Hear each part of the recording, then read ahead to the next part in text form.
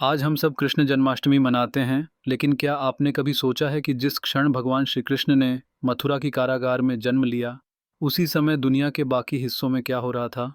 भारत तो दिव्य गाथाओं से भरा था, लेकिन मिस्र, ग्रीस, चीन, मेसोपोटामिया और अमेरिका की सभ्यताएं कैसी थीं? आइए, हम 5000 वर्ष पीछे चलते हैं और देखते हैं उस युग का संपूर्ण चित्र। भारत अवतार भूमि। करीब 5000 साल पहले भारत भूमि आध्यात्मिक ऊर्जा से गूंज रही थी। कंस जैसे अधर्मी राजा मथुरा पर शासन कर रहे थे। वसुदेव और देवकी कारागार में बंद थे।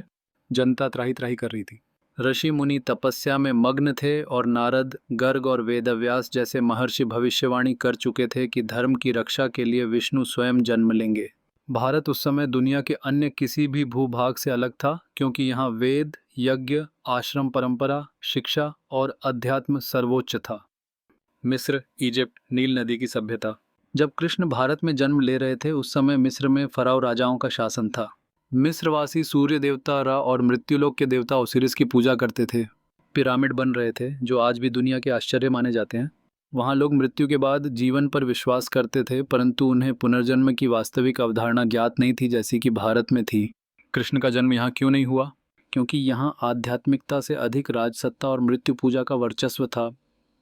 मेसोपोटामिया, टिग्रिस और यूफ्रेटिस की धरती। ये वह भूभाग है जिसे सभ्यता की जननी कहा जाता है। यहाँ सुमेर, अक्काद और बेबीलोन जैसी संस्कृतियाँ थीं। लोग चंद्रमा देवता नन्ना और युद्ध के देवता मार्दुक की पूजा करते थे। क्यूनिफॉर्म नामक लिपि का आविष्कार हो चुका था।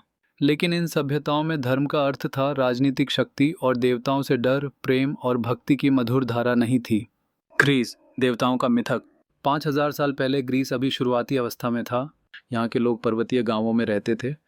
धीरे धीरे ज्यूस, हेरा, अपोलो जैसे देवताओं की कथाएं आकार ले रही थीं। देवताओं को गुस्सैल और प्रतिशोधी माना जाता था। उनसे कृपा पाने के लिए बलिदान चढ़ाए जाते थे।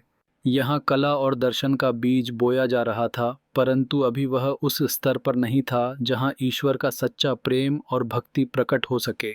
चीन, पीली नदी की सभ्यता। उसी समय चीन में शिया वंश या उससे भी प्राचीन कबीलाई व्यवस्था विद्यमान थी। यहाँ लोग पूर्वजों की पूजा करते थे। दाओ, मार्ग और यिन यांग जैसी दार्शनिक अवधारणाएं बाद में विकसित हुईं, लेकिन ईश्वर का साकार रूप, प्रेम और लीला का दर्शन यहाँ अनुपस्थित था। अमेरिका, माया और ओल्मेक सभ्यता के बीज। 5000 साल पहले अमेरिका में ओल्मेक सभ्यता के शुरुआती रूप दिखाई देने लगे थे। लोग वर्षा देवता और मकई कॉर्न को पूजते थे।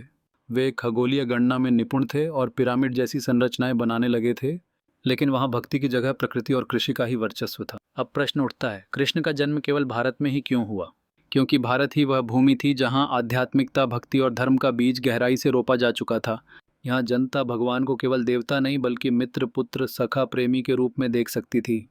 यहाँ की भूमि तैयार थी, जहाँ यशोदा कृष्ण को गोद में झुला सकती थीं, गोपियाँ कृष्ण संग रास कर सकती थीं, अर्जुन कृष्ण को सारथी बना सकता था।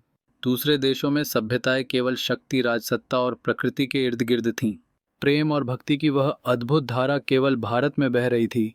तो मित्रों, जब आज रात को आप कृष्ण जन्माष्टमी की झांकी देखेंगे, तो जरा कल्पना कीजिए, दुनिया के अन्य देशों में भी सभ्यताएं थीं, मंदिर और पिरामिड थे, देवताओं की पूजा होती थी, लेकिन भगवान ने अवतार केवल भारत में लिया, क्योंकि यही वह भूमि थी जो धर्म, प्रेम और भक्ति को समझ सकती थी। और यही कारण है कि भारत आज भी विश्व गुरु कहलाता है।